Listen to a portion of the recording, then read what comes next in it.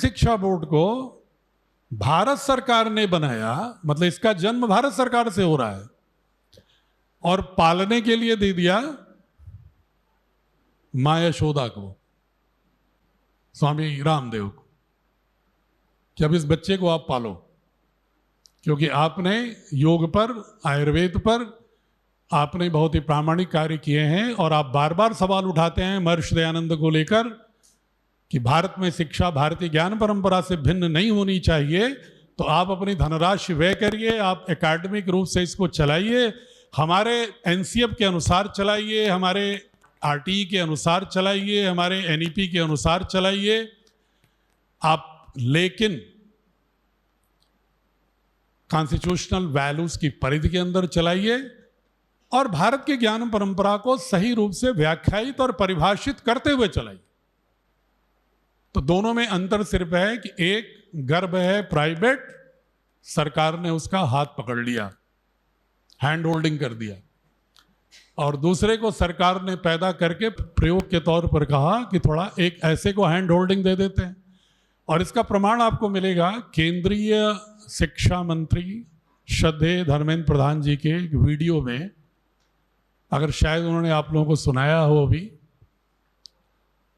तो उसमें वो कहते हैं कि जब वो शिक्षा मंत्री हुए तो प्रधानमंत्री जी ने, गृह मंत्री जी ने उनको बुला के कहा कि धर्मेंद्र, हमने एक शिक्षा बोर्ड बनाया है जिसमें हम भारत की आधुनिक शिक्षा में ज्ञान परंपरा को सम्मिलित करना चाहते हैं, लेकिन इसको चलाने की जिम्मेदारी हमने पतंजलि योगपीठ को दे दी है। इसलिए दे दिया है कि सरकारी मशीनरी में कभी कभी बहुत सारी सीमाएं होती हैं, क्रियान्वयन को सही दिशा और गति देने में बाधाएं आती हैं, इसलिए हमने प्रयोग के तौर पर उनको दिया है। आप उसमें यथोचित सहयोग जितना भी वैधानिक हो सकता है भविष्य में भी करिएगा। बनाया तो बोर्ड भारत नहीं, सरकार नहीं।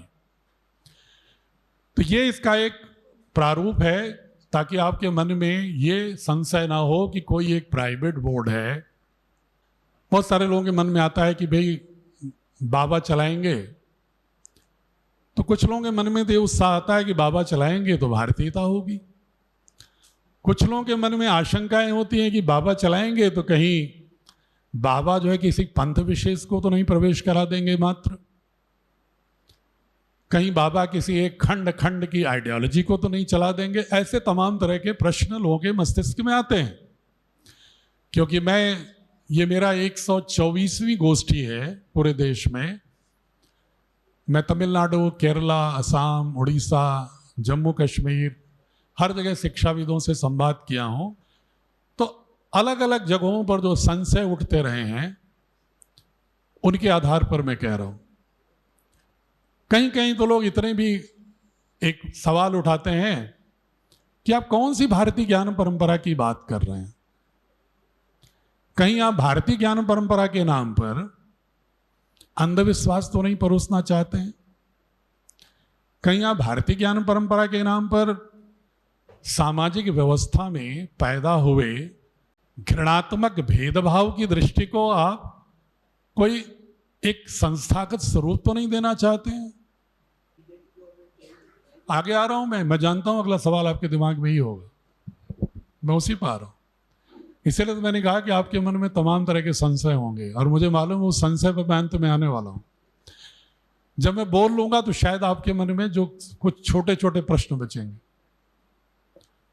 तो ये सवाल दिमाग में लोगों के हैं। सबसे बड़ा सवाल जो है, ये तो एजेंडे वाला, पॉलिटिकल पार्टी एजेंडे वाला तो सवाल बहुत छोटा है। बड़ा सवाल ये होता है उससे जो उसका जो दार्शनिक पक्ष है, जो फिलोसॉफिकल फाउंडेशन है उस प्रश्न का, कि इस देश में बहुत सारे लोग ऐसे हैं और बहुत ही प्रामाणिक रूप से ठीक सोचते हैं कि भारतीय ज्ञान परंपरा है क्या? क्या जातिवाद भारत की ज्ञान परंपरा है? मैं अगर बिल्कुल सटीक अगर मैं उसको प्रहार करना चाहूं, क्या स्त्रियों का मानमर्दन करना भारत की ज्ञान परंपरा है? क्या किस दूसरी भाषाओं का अपमान करना, क्षेत्रीय विषमताओं को बढ़ावा देना भारत की ज्ञान परंपरा है? क्या भारत की ज्ञान परंपरा में वैज्ञानिकता थी ही नहीं कि हमें कपोल कल्पित घटनाओं को उदाहरण देकर के हमें उसकी वैज्ञानिकता का प्रमाण देना पड़ता है? क्या भारत की ज्ञान परंपरा सही ढंग से परिभाषित हुई भी है कि नहीं, और ये बोर्ड उसको सही दिशा में परिभाषित करेगा कि नहीं? क्या ये बोर्ड सिर्फ वैदिक आइडियोलॉजी को लेके चलेगा या संगम लिटरेचर को भी स्थान देगा दक्षिण के, या आदिवासियों के सरना संस्कृति को भी महत्व देगा, या बुद्धिज्म जैनिज्म और इस भारत की सांस्कृतिक पूरी यात्रा को स्थान देगा कि नहीं? इस बोर्ड के ज्ञान परंपरा में एक सीमित एक फिलॉसफी की ज्ञान परंपरा होगी, या जितनी भी फिलॉसफिकल रिचनेस है भारत की, जो दार्शनिक समृद्धि है भारत की हजारों सालों से, उसका कोई एक सिंथेसिस सिंक्रेटिक, उसकी जो कॉमननेस है, जो उसकी आत्मा है भारतीय संस्कृति की, भारत की पूरी वैचारिकी की, वो होगी, या खंड खंड में जो दिखाई पड़ रही हैं विकृतियां जिसके आधार पर तमाम नवयुवकों का और तमाम समुदायों का भारतीय ज्ञान परंपरा से अलगाव होने लगा है, आइसोलेशन होने लगा है, क्या उसका रिप्रोडक्शन तो नहीं करेगा भारतीय शिक्षा बोर्ड? उसका पुनरुत्पादन करने की फैक्ट्री तो नहीं होगी भारतीय शिक्षा बोर्ड? ये प्रश्न आता है दिमाग। और एक वो भी आता है जो आपने पूछा कि जो कहीं ये पॉलिटिकल एक पार्टी ने बनाया तो कहीं दूसरी पॉलिटिकल पार्टी आकर के बोर्ड खत्म तो नहीं कर देगी। आपके मन में यही प्रश्न होगा। मैं संकेत से समझ गया, आप पूरी आवाज नहीं आ रही थी लेकिन आपके स्फुट स्वरों से मुझे लग गया कि आपके मन में यही प्रश्न है। ये सारे प्रश्नों के लिए ही मैंने वैधानिकता बताई कि ये किसी एक नोटिफिकेशन से बोर्ड नहीं बना है, किसी एक सीधे एक लाइन भारतीय शिक्षा बोर्ड के लिए एक ऑर्डर नहीं कर दिया सरकार ने कि ये बोर्ड बना करके और पतंजलि योगपीठ को संचालन के लिए दिया जा रहा है। उसके लिए the government followed robust rigorous legal proceeding, due diligence and followed due course of law। तो विधिमान प्रक्रिया का पालन करते हुए जब कोई सरकार निर्णय लेती है तो सरकारें बदल सकती हैं, लेकिन उस कानून को बदलने के लिए उन्हें फिर लॉजिक चाहिए। कौन सी सरकार ऐसी होगी जो ये कहेगी कि अगर एक सरकार ने संवैधानिक रूप से एक बोर्ड बनाया और बोर्ड का संचालन national curriculum framework, NEP, NCT, RT के और कॉन्स्टिट्यूशनल वैल्यूज की परिधि में हो रहा है, तो उस बोर्ड को, और वो भी भारत में रहकर, कौन ऐसी पॉलिटिकल पार्टी हिम्मत करेगी कि वो कहे कि भारतीय ज्ञान में भारतीय ज्ञान परंपरा नहीं होगी? किसका साहस होगा आज? अगर ये बोर्ड कोई एक्स्ट्रा कॉन्स्टिट्यूशनल पावर एक्सरसाइज करे, कोई रैंडम डेविएशन करे कॉन्स्टिट्यूशनल वैल्यू से, या किसी एजुकेशनल डोमेन के जो डिफरेंट सिस्टम है, इकोसिस्टम है, उसको ब्रेक करे, डैमेज करे, कोलैप्स करे, तब तो कोई सवाल उठा सकता है। If the board is following exactly and in complete in consonance with the spirit of new education policy, in complete alignment with the NCF, RTE, and within the four walls of the constitutional values, अगर संवैधानिक मूल्यों का पूर्ण पालन करते हुए, preamble को पूर्णतः पालन करते हुए सिर्फ भारतीय ज्ञान परंपरा की बात कर रही है, तो भारत में रहकर भारत की ज्ञान परंपरा की बात नहीं करेंगे तो क्या हम अमेरिका के ज्ञान परंपरा की बात करेंगे? क्या हम चाइना की ज्ञान परंपरा की बात करेंगे? अगर भारत के बच्चों को भारत की संस्कृति से ही नहीं जोड़ेंगे हम, तो आप मुझे बताइए, आप तो अनुभवी व्यक्ति हैं, which party and which government will afford to say? तो ये मैं इतना ही विनम्रता से स्पष्ट करना चाह रहा था कि जब एक विधिमान प्रक्रिया से कोई बोर्ड बना है और राष्ट्रीय शिक्षा नीति भी कह रही है कि भारतीय जड़ों से जुड़ा होना चाहिए शिक्षा का स्वरूप। और अगर भारतीय शिक्षा बोर्ड संवैधानिक परिधि में भारत सरकार के जो विहित उद्देश्य हैं उसके अनुरूप चल रहा है तो इसमें किसी प्रकार के कोई प्रश्न नहीं है। और वो भी एक बहुत ही, मैं किसी पर आलोचना नहीं करता, लेकिन अगर CISC बोर्ड बिना भारत सरकार के गठन के, बिना किसी भारत सरकार के मैंडेट के अखिल भारतीय बोर्ड के रूप में सब जगह स्वीकार्य बोर्ड के रूप में चल रहा है, सारी स्टेट गवर्नमेंट उसको NOC भी दे रही है। और कभी कभी मैं देखता हूँ CISC के ही विद्यालयों में एडमिशन की होड़ मची रहती है, जहाँ पर कि भारत बहुत ही कम दिखता है। मैं आगे टिप्पणी नहीं करना चाहता कि भारत जहाँ कम दिखता है और वो भारत सरकार का उसके लिए कोई लिखित मैंडेट भी नहीं है, वो दिल्ली हाई कोर्ट के एक स्टे पर चल रही है, नेशनल बोर्ड का स्टेटस, उसकी वैधानिकता का प्रश्न किसी के मन में नहीं आता। लेकिन भारत में रह के भारत की ज्ञान परंपरा की बात करना ऐसा अपराध है कि जिसके बारे में 50 प्रश्न खड़े होते हैं कि अरे ऐसा बोर्ड क्यों चलेगा इस देश में। जबकि मैं बार बार आपसे कह रहा हूं कि किसी पंथ विशेष को बोर्ड नहीं आगे बढ़ाएगा। हम भारत की ज्ञान परंपरा की बात कर रहे हैं, और कौन सी ज्ञान परंपरा की बात कर रहे हैं उस पर मैं कुछ संकेतों में बताऊंगा, जिससे आपको दृष्टि होगी कि हम किसको ज्ञान परंपरा कह रहे हैं। हम ज्ञान परंपरा किसी पंथ को अनुसरण करने वाले प्रतीकों पर केंद्रित नहीं कह रहे हैं। हम भारत की ज्ञान परंपरा को, अगर हम शिक्षा व्यवस्था के आज के मानक देखें, डोमेन्स, आप लोगों ने NCF कितने लोगों ने पढ़ा है? थोड़ा सा अगर हाथ उठाएं तो मुझे थोड़ा कॉन्फिडेंस होगा। नेशनल करिकुलम फ्रेमवर्क किसी ने नहीं पढ़ा या संकोच में नहीं हाथ उठा रहे हैं?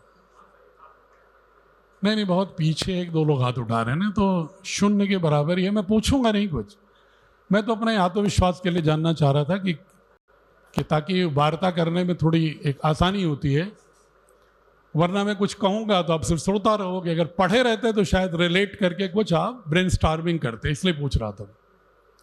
नेशनल करिकुलम फ्रेमवर्क ये कहता है कि लागू होना था इसी साल, लेकिन अब अगले साल से लागू होगा, 1 अप्रैल 26 से,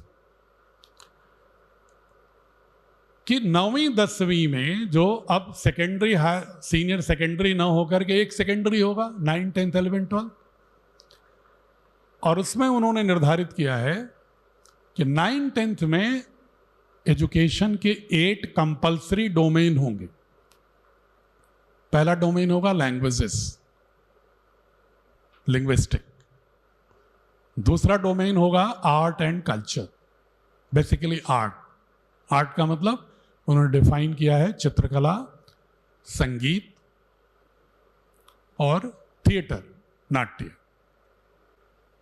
फिर उन्होंने कहा फिजिकल एजुकेशन, कंपल्सरी डोमेन है, अब ऑप्शनल नहीं है वो 9, 10।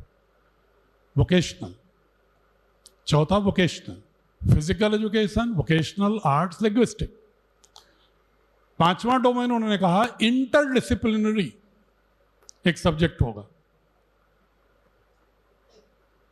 और 6ठा उन्होंने कहा होगा सोशल साइंस। 7वां उन्होंने कहा होगी साइंस। और 8वां उन्होंने कहा मैथमेटिक्स एंड कंप्यूटेशनल मैथमेटिक्स, जिसको हम कहते हैं applied mathematics, mathematics and applied mathematics. The computer also is included in computational mathematics. ये 8 डोमेन कंपल्सरी होंगे। अब इस 8 डोमेन में टेक्स्ट बुक में भी होगा, 8 डोमेन के क्लासेस भी चलेंगे, 8 डोमेन के असेसमेंट भी होंगे। कुछ इंटरनल असेसमेंट होंगे और कुछ एक्सटर्नल असेसमेंट होंगे, NCF कह रहा है। अब हमको 2-4 आपको उदाहरण देंगे कि हम आधुनिक शिक्षा में भारतीय ज्ञान परंपरा को कैसे लाएंगे। तब आपको लगेगा कि जिस तरह की हम बात कर रहे हैं उस पर किसी भी दल का व्यक्ति हो, अगर उसकी भारत से थोड़ी भी निष्ठा होगी तो सवाल उठाने के बजाय वो अभिनंदन करेगा, आलिंगन करेगा इस बोर्ड का, प्रेम करने लगेगा बोर्ड से। जैसे लिंग्विस्टिक उठाइए भाषा को, अभी तक इस भारत में सबसे अधिक जो 1835 के एक्ट के बाद 3 बड़ी फॉल्ट लाइन क्रिएट करके चले गए 3-4 अंग्रेज, ताकि हम स्वतंत्र भी हो जाएं तो भारत का मानस गुलाम बना रहे। उसके लिए उन्होंने बहुत ही प्रयत्नपूर्वक शोध करके ये भाव देने की कोशिश किया कि जो कुछ भी वो लिख रहे हैं टेक्स्ट बुक में वो बहुत ही प्रामाणिक शोधपरक तथ्यों के आधार पर है। उन्होंने ग्रेडसन साहब से भाषा पर रिसर्च कराया और ग्रेडसन साहब ने कहा कि भारत की भाषाओं में आंतरिक कोई संबंध नहीं है। भारत की भाषाएं भिन्न भिन्न प्रजातियों की भिन्न भिन्न स्थलों से जो भारत में आए, वहां की भाषाओं को जो लेकर आए उसके अनुरूप विकसित हुई हैं। तो उन्होंने कहा 5 तरह की भाषाओं का समूह है भारत में: Aryan languages, Dravidian languages, Australoid languages, Negro languages and Indo Tibetan languages. 5 भाषाओं को 5 भाग में बांट दिया भारत को। इसलिए बांट दिया कि जब भारत के लोग कभी भी स्वतंत्र हों तो एक राष्ट्र के रूप में न सोच पाए। और इसकी वजह साजिश क्या थी उनकी? साजिश ये थी कि यूरोप पे अगर इतिहास को पढ़ेंगे तो उनकी एक क्रिश्चियनिटी होते हुए लैंग्वेज भिन्न होने के नाते भी एक कारण था, एक लैंग्वेज कारण था, जिसकी वजह से 29 राष्ट्र बन गए यूरोप में। तो उन्होंने कहा अगर इनकी शिक्षा व्यवस्था में ऐसा बीज बो दें कि बच्चों के मानस में आ जाए कि तमिलनाडु का व्यक्ति कहे मेरी तो स्वायत्त भाषा है, केरला का कहे मेरी स्वायत्त भाषा है, असम का कहे मेरी स्वायत्त भाषा है, और हिंदी भाषी अलग ऐंठे ऐंठे चलें कि हम ही भारत की भाषा हैं, और इसके बाद भारत में भाषाई आधार पर एकात्म भाव खंडित हो जाए। और जब कभी स्वतंत्रता भी हो 2 भागों में नहीं बल्कि भारत को 22 भागों में कम से कम बांट दे। ये बहुत अंतर्निहित साजिश थी उनकी। अब हम अगर भारतीय ज्ञान परंपरा को ला रहे हैं तो कैसे भाषा में ला रहे हैं? हम भाषा को पढ़ाते समय ये ध्यान रख रहे हैं कि भाषा में हम उन सारे शोध को बच्चों की उम्र के अनुकूल, उनके द्वारा समझने की शक्ति सामर्थ्य के अनुरूप, कहानियों के माध्यम से, कथानकों के माध्यम से, उद्धरणों के माध्यम से, सहज रूप से हम ये भाव देने की कोशिश कर रहे हैं कि भाषा के स्तर पर भारत में एक अंतः संबंध है। भारत में एक सारी भाषाओं में एक इंटर रिलेशनशिप है। सभी भाषाएं किसी दूसरी भूभाग से आई हुई भिन्न भिन्न नहीं है, ये सभी इंटर रिलेशन है। अच्छा, एक सामान्य शोध से दृष्टि से देखिए, भगवान राम चले अयोध्या से और गए श्रीलंका तक, पैदल गए, सबसे संवाद करते गए। निषाद राज गो से भी संवाद करते हैं,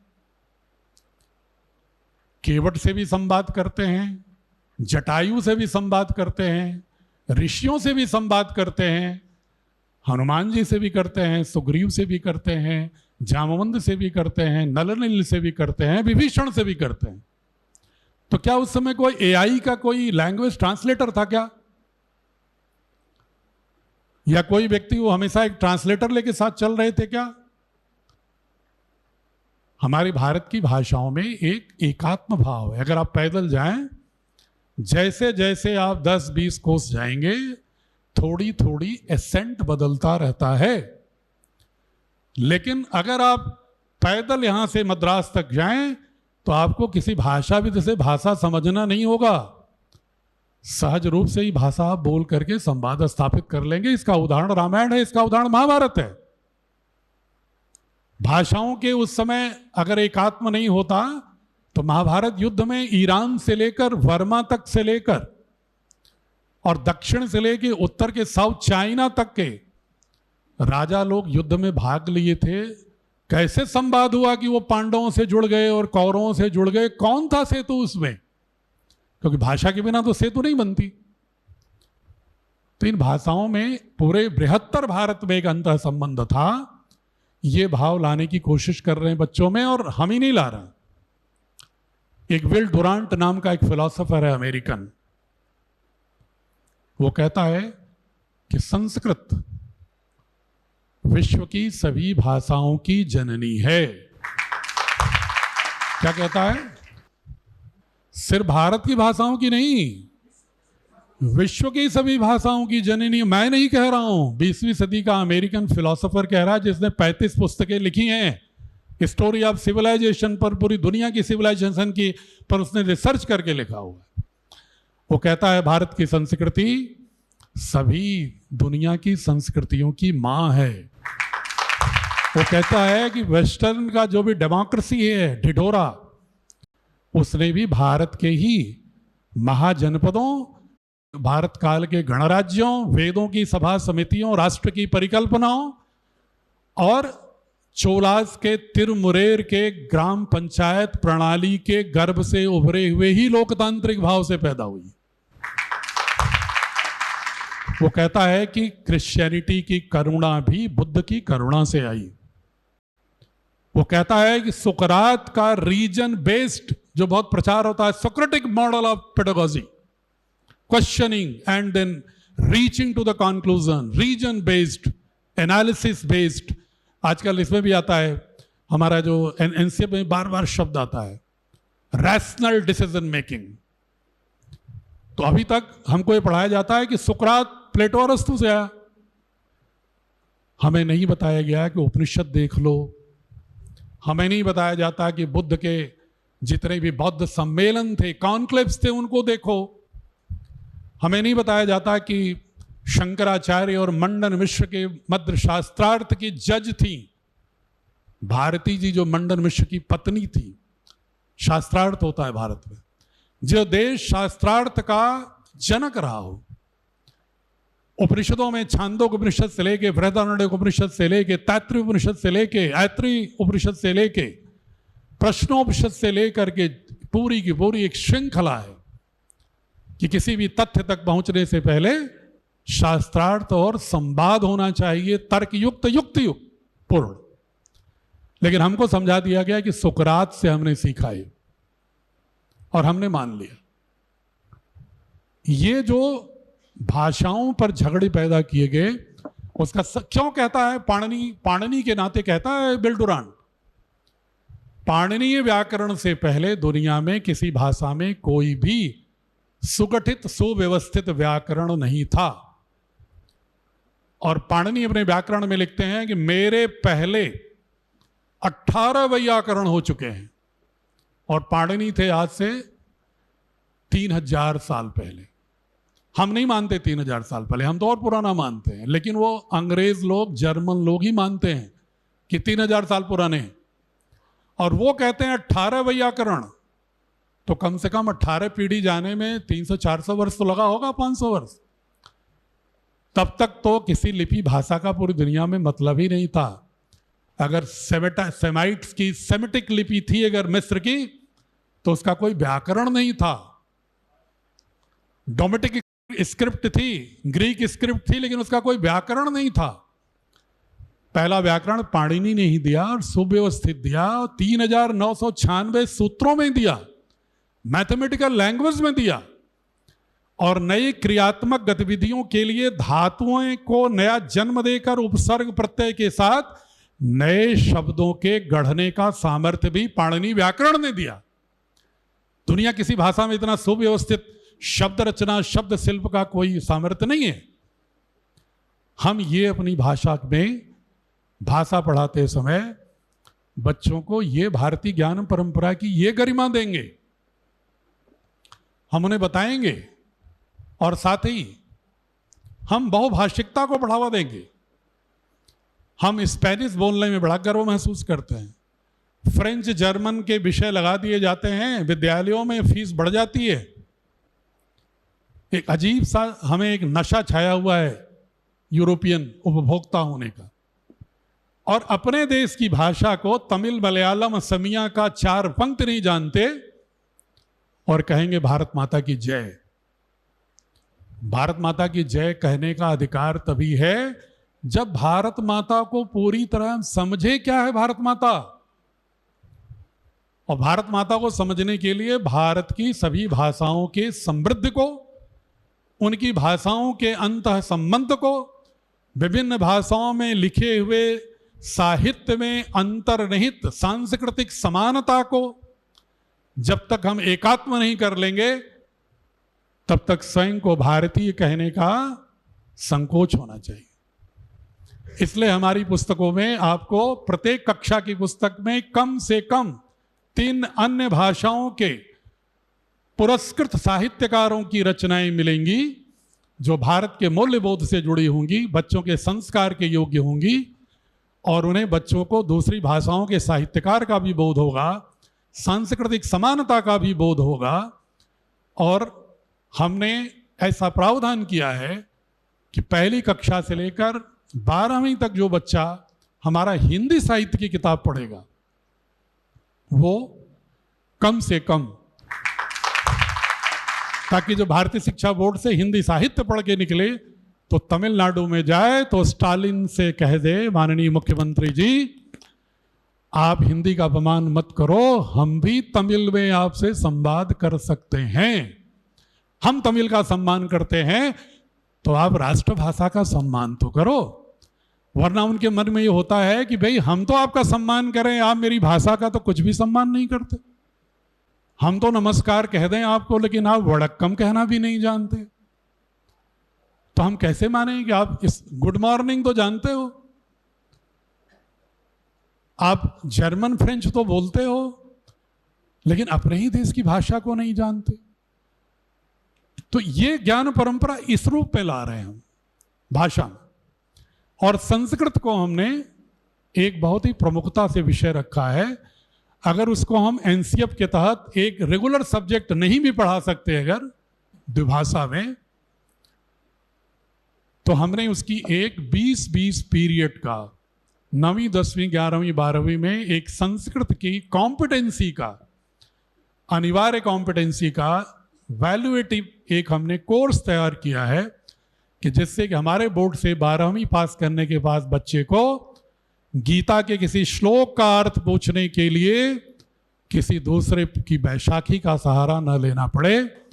उसे अगर अपने किसी मूल्यबोध की जानकारी लेनी हो, अगर उसे विदुर नीति का अर्थ जानना हो, उसे अगर चाणक्य नीति जाननी हो, अर्थशास्त्र पढ़ना हो, जो सामान्य संस्कृत के वाक्य हैं, श्लोक हैं, वैदिक मंत्रों के लिए भले ही उसे सहारा लेना हो, लेकिन जो व्यावहारिक लौकिक संस्कृत है उसमें लिखे हुए नीति सार, नीति वाक्यों, सुभाषितान और जो ज्ञान परंपरा हमारी उसके गर्भ में छिपी हुई है संस्कृत साहित्य के 80%, उसको जानने का प्राथमिक बोध हो और आकर्षण हो उसमें प्रवेश करने, इतनी संस्कृत पढ़ा दे।